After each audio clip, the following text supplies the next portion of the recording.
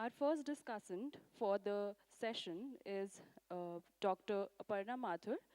Ma'am is a professor in the Department of History at the Nehru University, Northeastern Hill University in Shillong. We welcome you, ma'am.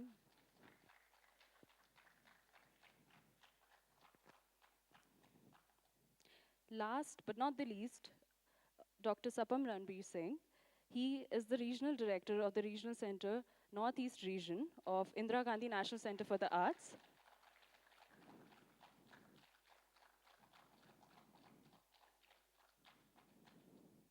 We would first begin with the felicitation ceremony. I would like to request Dr. Sapam sir to felicitate Dr. Dilip Kumar Kalita, our chairperson for the session.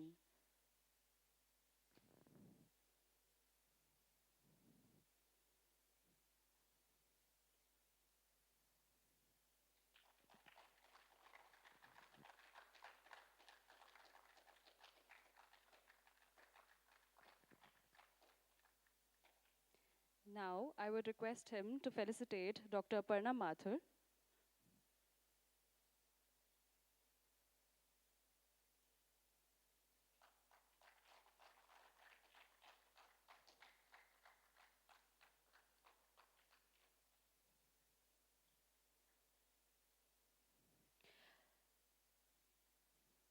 I would like to invite on stage our very dear colleague, um, Miss Anita ma'am. She is the nodal officer for Indira Gandhi National Center for the Arts.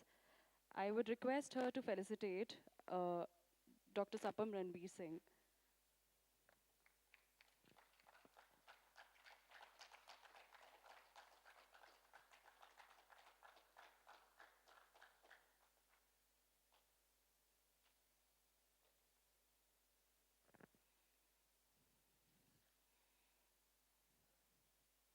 Thank you, ma'am. Beginning with the book discussion. The book for today's discussion is 16th in the series of collected works of Dr. Ananda Kumaraswamy. In IGNC's publication program, The Elements of Buddhist Iconography was first published by the Harvard University Press in 1935. This new edition, ably edited and revised by Sri Krishna Deva, demonstrates Kumaraswamy's knowledge of the external features of iconography, metaphysics, and symbolism. To further shed light on this text, I would like to hand over the mic to Dr. Sapam sir to take forward the discussion.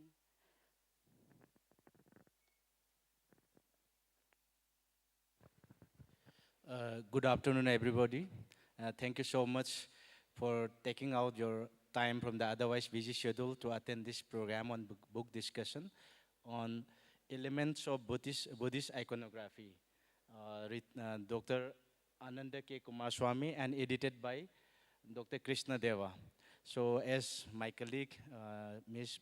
Bhumika Singh has already told about this book is about the contribution by Dr. Kumaraswamy on the external features of iconography, his knowledge, and the entire metaphysical tradition underlying that iconography. Actually, like iconography, when we talk about iconography, we know about the images and the symbols that which normally we use in the art or the tradition that has a deeper meaning. So there are different, in this book, we have around we have two chapters. On the first chapter talks about the tree of life where people, used to consider that Buddha got the enlightenment under this tree of life. So the tree of life and the tree is a very important symbol among the Buddhist culture. And the art lotus, and then the word will, the lotus throne, and the fairy pillar. So there are these topics will be discussed, and these topics are discussed thoroughly in this book. So this book is about, and then when we talk about the Buddhist art, in India, the Buddhist art begins about 2nd century BC. So, and they have a very well developed set of symbols in its iconography. But what you said, these symbols, actually, these symbols reflects and thus has a connection with the Vedics and the Upanishads in India. So we cannot separate that Buddhist iconography, especially the symbols, separate. We cannot separate from the Indian Vedic traditions and the Upanishad cultures. So today we will be discussing about this book thoroughly, and then we have in our panel discussion the expert members, Professor Dilip Kalita sir as a chairperson, and Professor Aparna Mathur ma'am, who is also a historian from NEHU. So ma'am, yeah, I would like to first, request sir to introduce a bit about this book. Yes, sir. Thank you, sir.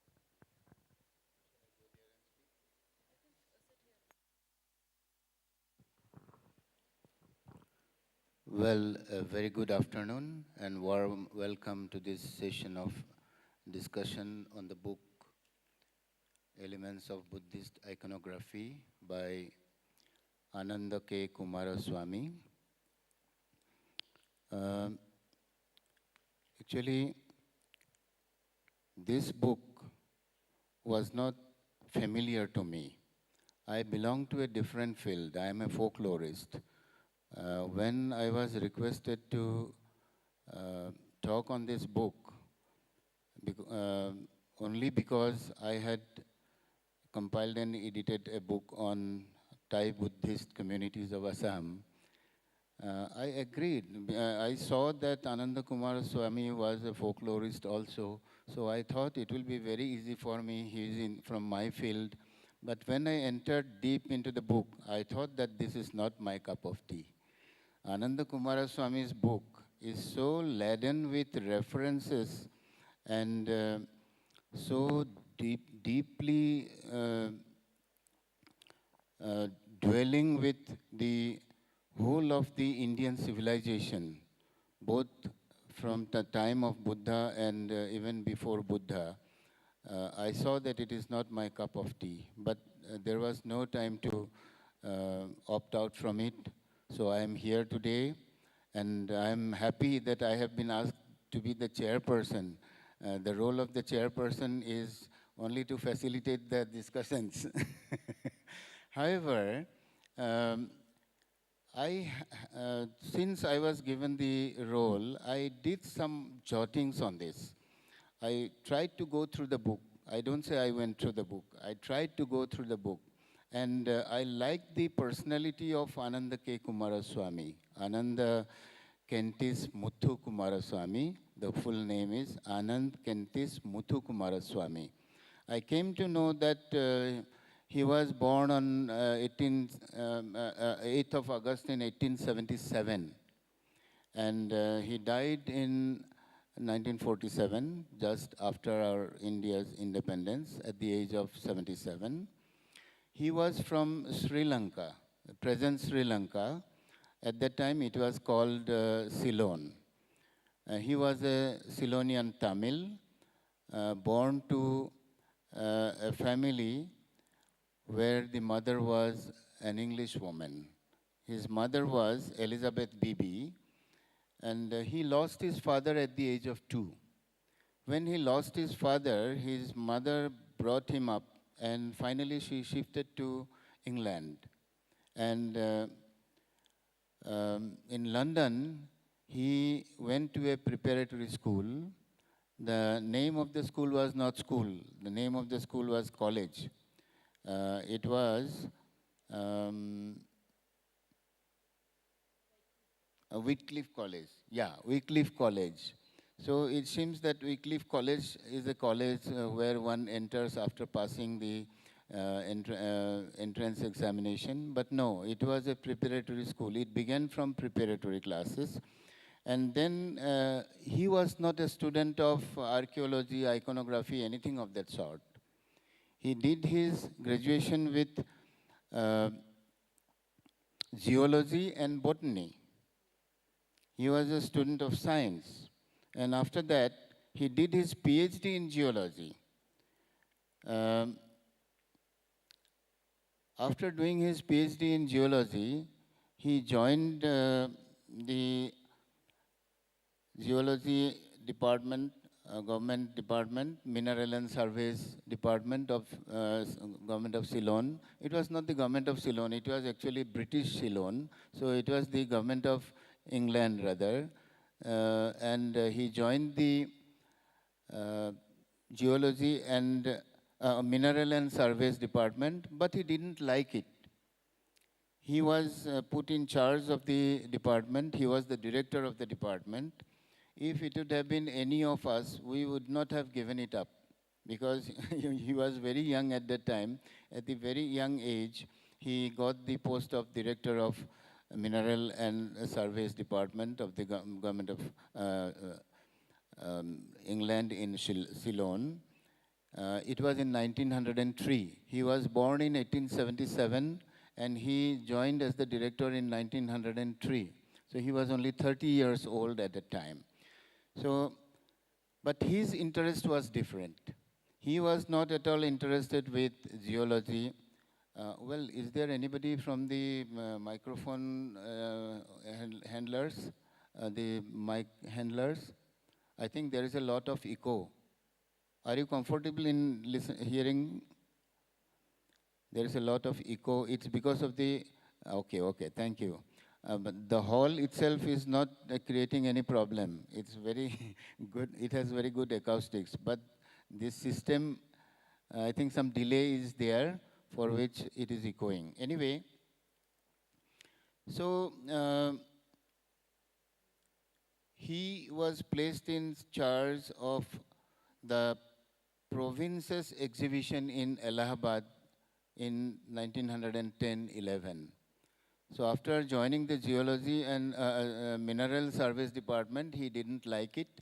From Mineral Surveys to directly to exhibition in Allahabad, India, from Ceylon. At that time, Ceylon, India, Pakistan, Bangladesh, all were under the British. 6 years later, when the Denison W. Ross collection was donated to the Museum of Fine Arts in Boston, he was sent to Boston. There he became a museum's fellow for research in Indian, Persian, and Muslim art, a post that he had held until his death. He enhanced the museum's Indian collections, but was primarily concerned with the scholarship and contributed extensively to learned journals throughout the world. At that time, there was no need of publishing any paper in any journal for his promotion or for qualifying for a job. It was his sheer love for knowledge that he had started writing, and his writings were widely acclaimed throughout the world, and it was published from different parts of the world. This book, in fact, The Elements of Buddhist Iconography, was published from the Harvard University. It was published from Harvard University in 1935. And after that, the second edition was published by IGNCA. It was edited by Krishna Deva, and it was published in 2006. So after such a long gap, this book was published for a second time. The reprint of the book was done. Of course, it was a revised and enlarged edition. Kumaraswamy was not very happy with his first publication. Though he had written it, at later time he thought that he wrote it at a time when he was not fully matured, and he started revising the book. And all the revisions were written on the book. The revisions of the book were noted on the book itself, and when IGNCA went up for publishing the second edition, then Kumaraswamy's son, his name was Rama Kumaraswamy. He provided the book in which these jottings were there, and all these jottings were incorporated, and the second edition was brought out. So this second edition is slightly bigger than the first edition, and with no errors and some improvements, some revisions. So this volume, actually, is an expression of Kumaraswamy's sustained demonstration of knowledge of the external features of iconography, his knowledge of the entire metaphysical tradition underlying the iconography, as well as the corresponding traditions in Islam and Christianity. So he did not strictly adhere only to Buddhism. Since the book is on elements of Buddhist iconography, he has referred to Hindu iconography, Islamic iconography, as well as Christian iconography. So he has made some comparisons which only a person of the stature of Ananda Kumaraswamy can make. Otherwise, it is not possible for anybody. And moreover, he has his book has been prefaced by one scholar. I forgot the name. Yes. It is very difficult for me to nowadays to remember names. Where is it?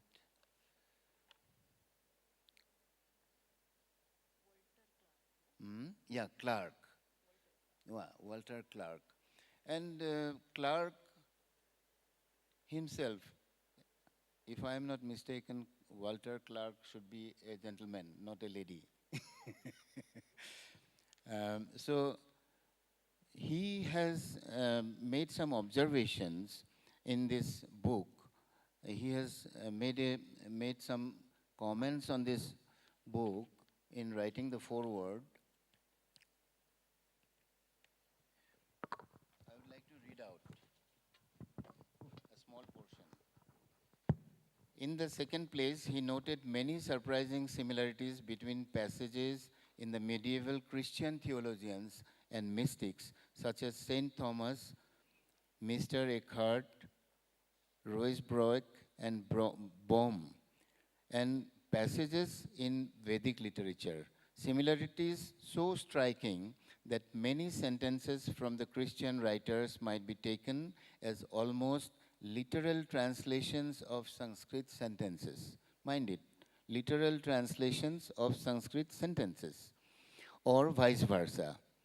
The conviction developed in him that mystical theology the world over is the same, and that medieval Christian theology might be used as a tool to the better understanding of ancient Indian theology. This theory he proceeded to apply even to the Rig Veda, assuming, contrary to the general opinion, no complete break in thought between the Rig Veda and the Brahmanas and the Upanishads. In many obscure and so-called mystical stanzas of the Rig Veda and Atharva Veda, he finds some concepts vaguely hinted at which are employed in more developed form in Brahmanism and Buddhism. So a comment like this, that literal translations of Sanskrit texts into English is expressed in Christianity, is a comment which can be made only by a Christian. If it is made by somebody else, then it will create a hue and cry. But since Clark himself made this comment, so there was no repercussion, and everybody accepted it. And throughout the world, people accepted the metaphysical and philosophical principles of Ananda Kumaraswamy. So actually Kumaraswamy's book, this book is the 16th publication of IGNCA. This is the 16th publication, and it is a demonstration of the characteristics of a universe of discourse based on detailed textual, iconographic, and comparative studies that include the metaphysics, phraseologies, and iconographics of Hinduism, Buddhism, Christianity, and Islam. The origin of Buddha image is a detailed study and analysis of the controversial problem. In the present monograph in this book, With his usual acumen and deep understanding of the subject, Kumaraswamy has laid bare the facts which clearly show that Buddha image was a product of the Indian mind. In this detailed excursus, he has discussed the problem not only with a view to prove that Buddha image originated out of the pre-existing Indian forms. So please note it, pre-existing Indian forms, that is pre-Buddhist period, but has also taken pains to disprove the theories of those scholars with whom Indo-Greek art has become a veritable obsession. So Kumaraswamy has divided this book into these heads, the Buddha image. Now it is divided into three parts that has already been said. Then he has divided into these heads, the Buddha image, the early representation of the deities by means of symbols, the necessity for a Buddha image, elements of the later anthropomorphic iconography already present in early Indian art, then in style and content, the differentiation of Indian and Hellenistic types. And finally, dating of Gandhara and Mathura Buddhas. So these are the contents of the book. So according to Kumaraswamy, every element essential to the iconography of Buddha and Bodhisattva figures appears in early Indian art before the Buddha figure of Gandhara and Mathura is known. For this, he says, we have only to look at a sequence of examples, beginning with the Parkham image and culminating in the Mathura times of the Gupta period, to realize that there is no room at any point in the intercalation of any model based on the Hellenistic tradition. He has even suggested that the Gandhara iconography itself is derived from the pre-existing Indian forms through Mathura or otherwise. So he has discussed the iconography in terms of symbols of Buddhism.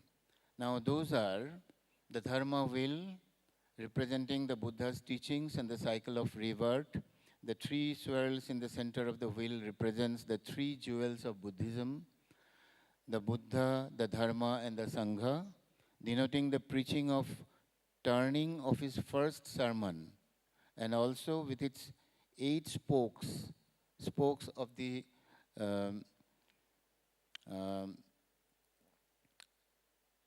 what do you call this, chakra, the 8-fold Buddhist path.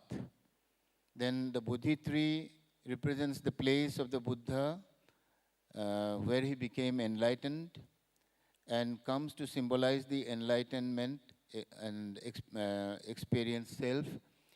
So tree symbolism. Now, I think you are familiar with Freud and Jung. They had extensively worked on the symbolism in interpreting human thoughts, human existence. In Freud, what is the symbol for symbol of tree? It is a phallic symbol. The tree is a phallic symbol. The branch of a tree is a phallic symbol. But for Buddha, it was enlightenment. So I don't know why Freud didn't study these Buddhist symbols before going making his own theories, psychoanalytical and theories of interpreting symbols.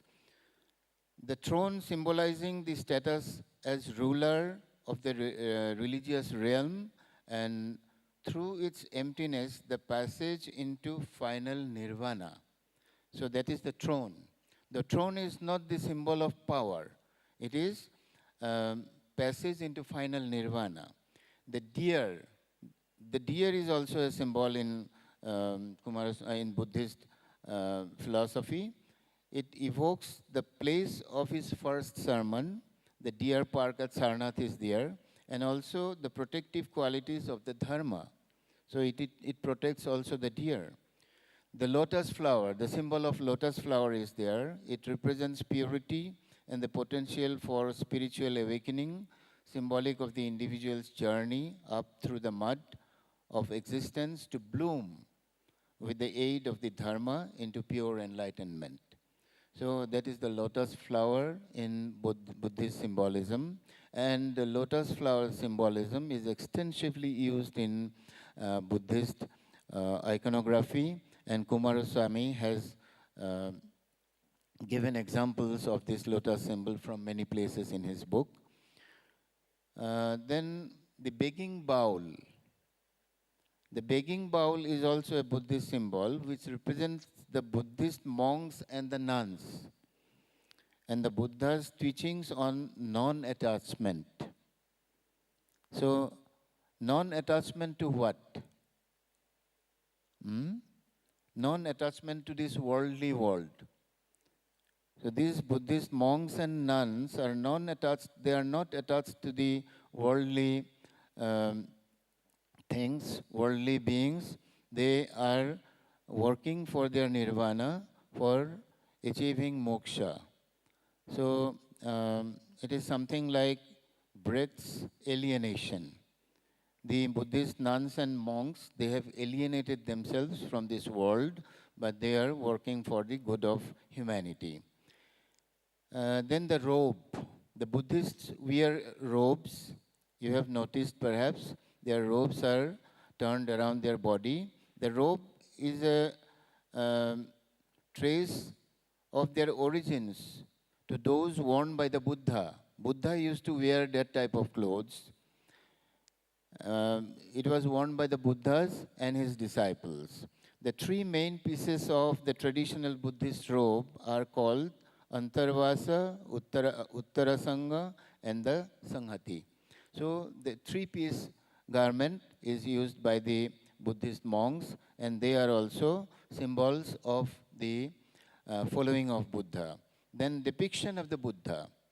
Now, Buddhist visual and material culture includes depiction of the Buddha, other Buddhas, and Bodhisattvas. Now, Buddha actually dealt with Niranjan, Nirakar kind of a concept of God. So, he did not want to leave his trace. We find this kind of thing in the Vaishnavism in Assam also. In Assam Vaishnavism also, the Guru Shankardeva did not want him to be worshipped or to make any kind of idolatry.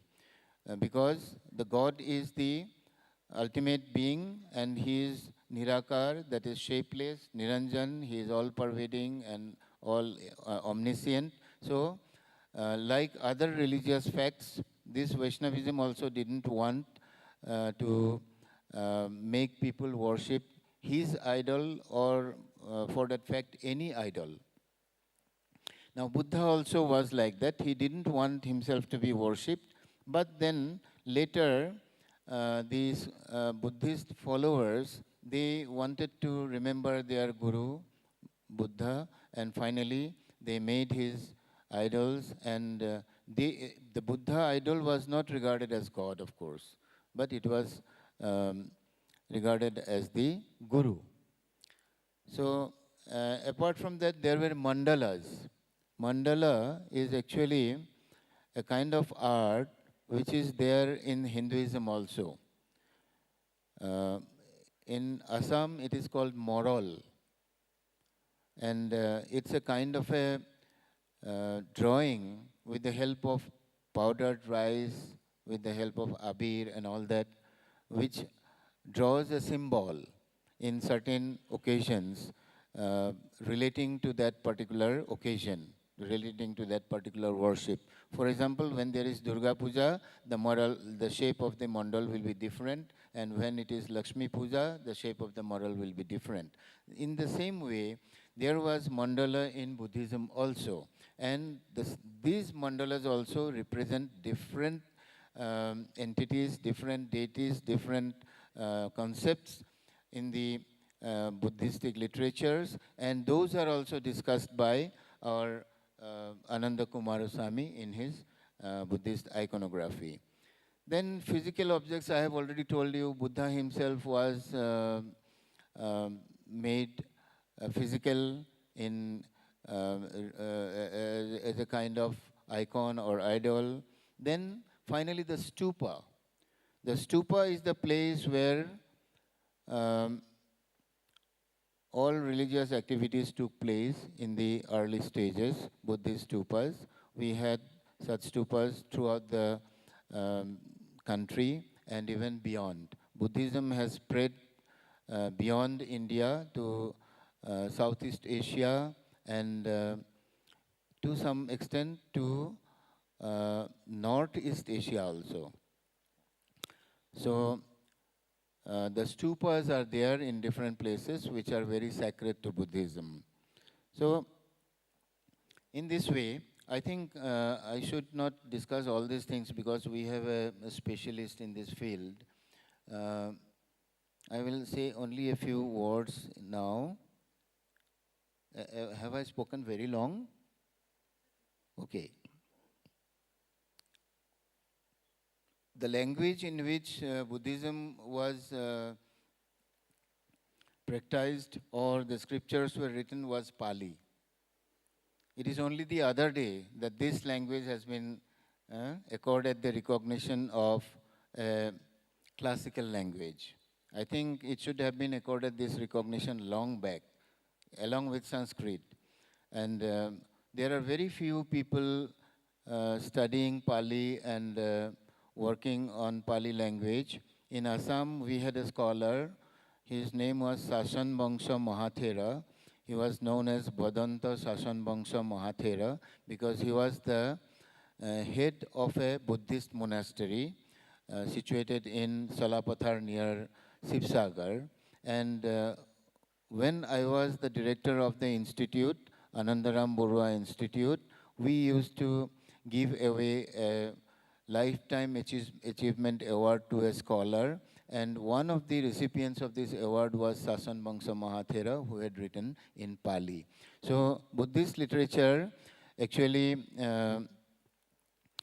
was very popular in Pali language, for which I think it did not become popular to other people because Pali language was long forgotten by the people and only few scholars used to study them in just like the theological gurus and students of theology and the common people had almost given up studying Pali. So this particular language in which the Buddhist literature was practiced was very minutely and very elaborately known by Ananda Kumaraswamy. Otherwise, he could not have done this because most of the works were in Pali, and Ananda Kumaraswamy has shown that he had great knowledge of Sanskrit, and nowhere has he mentioned that he knew Pali. But I feel that he should have been a very great scholar of Pali also. Otherwise, he won't have been able to interpret all these things. And I believe that he did not interpret through second-hand sources because he had so much of acumen in him that despite being a student of geology and botany, he shifted to this type of domain. And he won't have been satisfied without studying Pali. So earliest surviving Buddhist sculpture dates back to roughly the 3rd century BC. And the Buddha himself is absent from these very early images. Instead of his physical form, early Buddhist artisans employed a range of visual symbols to communicate aspects of Buddha's teachings and life story. So that is very interesting, that the figure of Buddha was not there. It was the symbols with which Buddha was represented. So symbolism was very important in Buddhism. Later, Buddhism added countless other symbols. The Vajrayana included the Vajra or diamond. Then, in this way, there were lots of symbols were added at the time. Initially, Vajrayana was, there was no division of Buddhism. Vajrayana came to existence at a later period, and they were also Buddhist, but they started using different symbols and reinterpreting Buddhism and Buddha. So typically, this has been assumed that because of the earliest Buddhist artistic images did not depict Buddha, there must have been a doctrinally based prohibition against such depictions, first articulated by the French historian Alfred Faucher in 1917. This idea generally referred to the aniconic thesis. Aniconic means formless, uh, formlessness of the supreme deity. Aniconic thesis has deeply influenced our understanding of early Buddhist art. The basic assumption has been that there must have been a prohibition against representing the Buddha in the early centuries after his death. Perhaps this was because the Buddha had, at the times of his parinirvana, passed forever out of existence and therefore could only be represented in his absence. So I would like to again quote a few words from Kumaraswamy. It has been shown by reference to chapter and verse of canonical texts, both Buddhist and pre-Buddhist, that Buddha humanly presented is in fact connatural with the Vedic Agni, and that Buddhist symbolism, far from being an isolated language, is proper to the one great tradition which has persisted from the Vedic or the pre-Vedic period till now. Now here I was very attracted with the term great tradition. Kumaraswamy wrote this book in 1935. This was published in 1935 and he had written it even before that. And the concepts of the little tradition and great tradition was known by him. This was a field, the concept of little tradition and great tradition, which was used in the study of the Laukika and the Shastriya. So Kumaraswamy was familiar with that also. And this particular tradition of the use of the terms was later done by the Western scholars in interpreting folklore to be of great tradition and local tradition also. So I was very attracted with the scholarship of Kumaraswamy.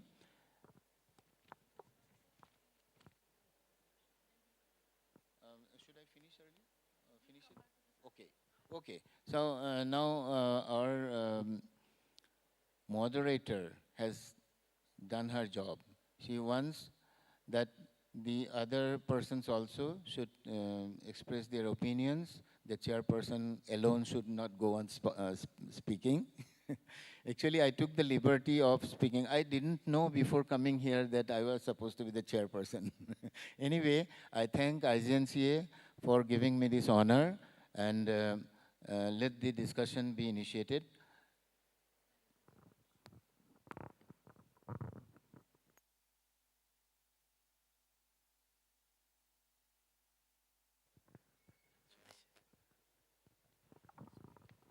Hello. Yeah. Thank you so much, sir, for elaborately and also touching upon so many aspects of the book. Uh, I did not mean to stop you in between. I am pretty sure that we were all engaged.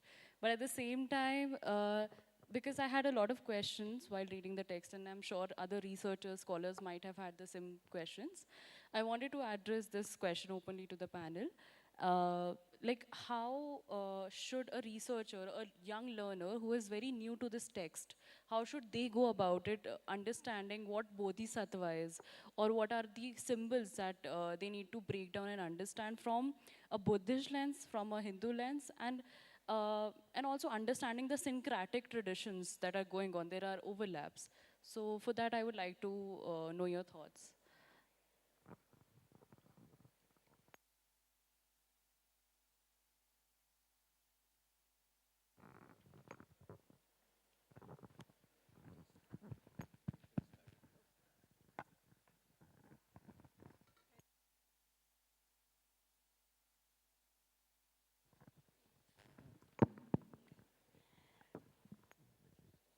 Yeah, thank you.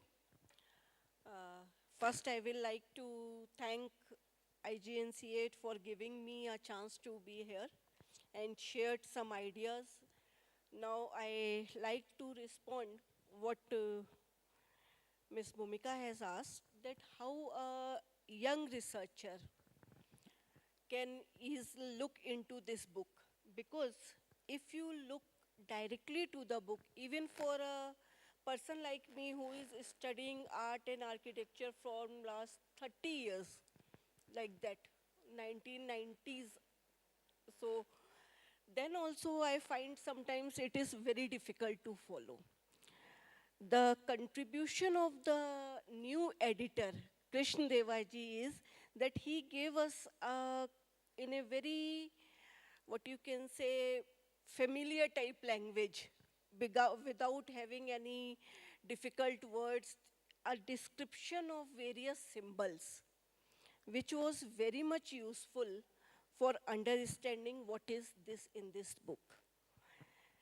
This book, Elements of Buddhist Iconography, along with Dr. Kumar Swami's earlier studies on Yaksha, or like Professor Kalita has said, on the origin of Buddha image, or I will refer to is one of the most famous book, The History of Indian and Indonesian Art, where he categorically states that the motifs, symbols, or other ornamentations that was used, you cannot separate it from Mediterranean to Indonesia, it is same.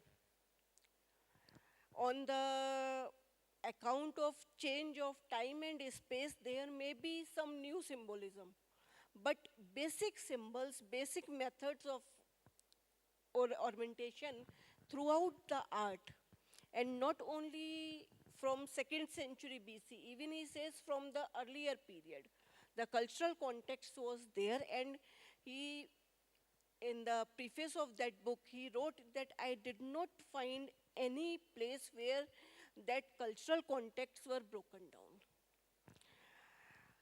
This book actually elucidates several motives to understand how Buddhism or Buddhist art develops. This book is titled as Elements of Buddhist Iconography, but it doesn't have anything on Buddha image.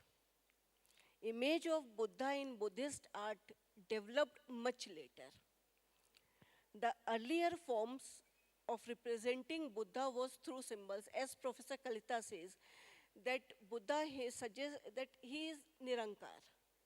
He did not find, in the book Kumar Swami has discussed a complete passage where he says that how Anand, the favorite disciple of Buddha, offered him that whether when you are not here in the station, or when you will not be on the earth, how we should revere you, how we should pay our gratitude to you. The devotees that are coming, if you are not in the monastery, what they should do. So he proposed certain ways that we can do in this. Buddha rejected all those things. He said that no, this cannot be represented. So that's why if you look, this book discussed the beginning of the iconography, or what you can say, the elements of emergence of the representation of Buddha in certain symbols, and traces that because Indian art, whatever available today, is from 2nd century BC. We don't have, or 3rd century BC, the Mauryas. We don't have anything that we can date pre-Maurya, maybe due to perishable materials. That's why he draws conclusions on the basis of passages in various Vedic texts, Upanishads, Rig Veda or Atharvaveda, to suggest that the symbols which was used by Buddhists in the early days were not some new additions. Rather, they were the continuation of the earlier tradition of art. Either you say the tree of life, for example. Kumar Swami equates it with the Vedic tree of life. there is a passage in the book which suggests that Kumaraswamy elucidates that passage, that when Sujata comes with the bowl of sweet, that kheer with her, and she came to give it to the tree god. And she actually mistakes Buddha with the tree god. So the idea of worshipping the tree or seeing divinity in the tree is nothing new. It was there earlier, but the Bodhi tree became a, what you can say, exclusive symbol to represent Buddha himself. Similarly, lotus seed, which was in Rig Veda regarded as the word itself is a lotus, became a symbol for representing Buddha. So Buddhist wheel of law, the idea of Rit in Rig Veda is also symbolizes law. It is Rit through which every activity is going on its time, the cosmic order. That idea of wheel of law became the symbol of Buddha because Buddha now symbolizes the law. So lotus, if you look in this book further, it was equated with earth, the mother, because Buddha himself is the cosmic order. The wheel is at the top and lotus at the bottom, which is regulating the entire earth. So in that way, if you look, this book actually facilitates the transition of these symbols from mere ornamentation to meaningful representation. This is the contribution of Anand Kumaraswamy. Because this book was published in 1935, more than 100 years ago. At that time, if you look at the stage of studies on Indian art or even on Indian religion, some translations were available in the form of sacred books of the East, but the explanation part and how to use those materials to formalize certain theories or to develop certain ideas was not done. Kumaraswamy is not only this book, the earlier book, Dances of the Shiva, is one of the magnificent book still, I will say, after so many years also. That symbolism, nowhere you can see. The idea that how these things can be connected together in one way. It is not that Buddhism or the Buddhist followers, they are alien to Indian culture. They are from here only. The artist now, the representation, for example, Yakshi. Yakshi, a very sensuous female body. Buddhism are sect which is talking about nirvana or mukti, or what you can say mahaparinirvana. Buddha himself categorized, differentiated between two. Why sensuous body? If you see all the earlier post-modern art, Yakshi representations are there. In Vinay Pitak, one of the monk says that for me, neither the beauty of body or art is anything. So that is not for the monks to see, or it is the part of the larger idea of Indian art that to support the entire creation, a goddess who is the creator, the fertility cult has to be represented somewhere. And the Yakshi, earlier it was Shalabanjikas also, then Shalabanjikas and Yakshis all got mingled into the idea in one. Similarly, the image of Yaksha later on with modifications became the representation of Buddha and having the symbols of Buddha. So in that way, if you look, this book, though containing, if you say, only two parts, na? The first only having the tree, the earth lotus, and the word wheel, the three symbols, and the connection of these three symbols ultimately with the Buddhism in the form of how the idea of lotus throne emerged. And the book for a researcher is very good. We cannot go everywhere to look into the things. The plates, nearly 44, 45 plates are there with explanations. To explain the ideas, the notes are quite detailed. So for a new researcher, and including the contribution of the new editor, this book become much easier to understand. Thank you so much, ma'am, for shedding light on such important aspects of the book. And as a researcher myself, also, I can understand where you're coming from and the continuity of the tradition, which is very evident in the text as well. Now, I would request Sapam sir as well to share his thoughts on book because, of course, earlier we had a discussion how important this text is, but also a very heavy text for to be discussed in one go, and it can go on for lectures. What were your thoughts when you started reading on this? And I'm pretty sure your prerequisite knowledge on Buddhism and its traditions. I would invite you to share that. So regarding this, actually, Professor Kalita sir has said this is not a cup of tea. Yeah, I'm anthropologist by specialization, and but after reading this book, actually, and especially among the audience, we have young audience. So for them, I mean, this discussion of the book might be finding a little bit difficult to understand.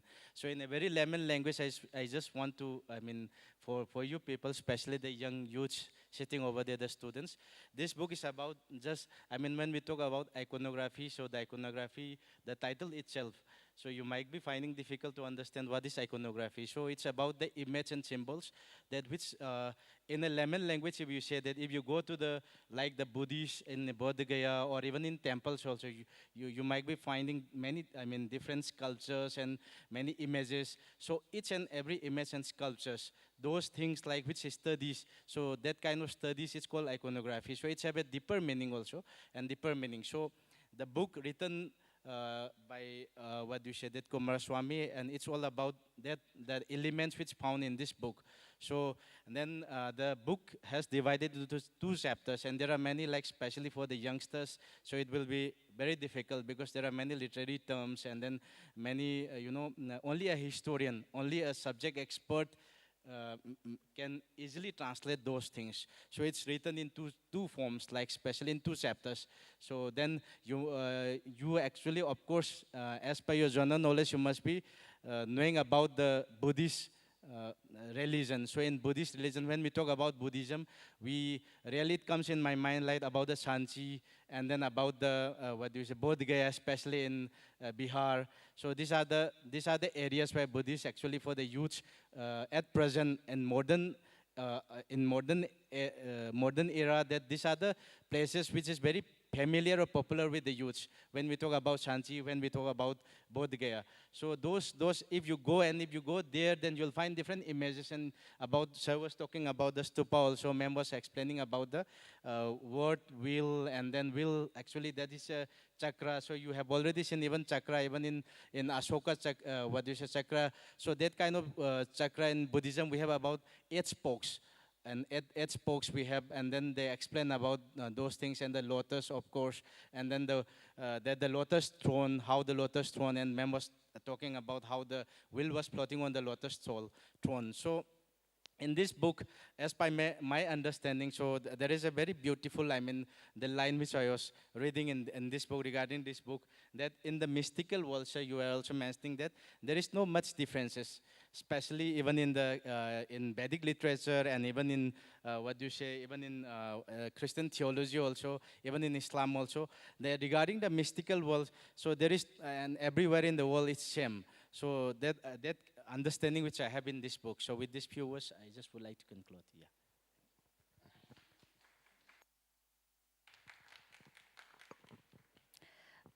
Thank you so much for sharing your thoughts. And with this, we do end this session. I would like to thank our MS sir, Dr.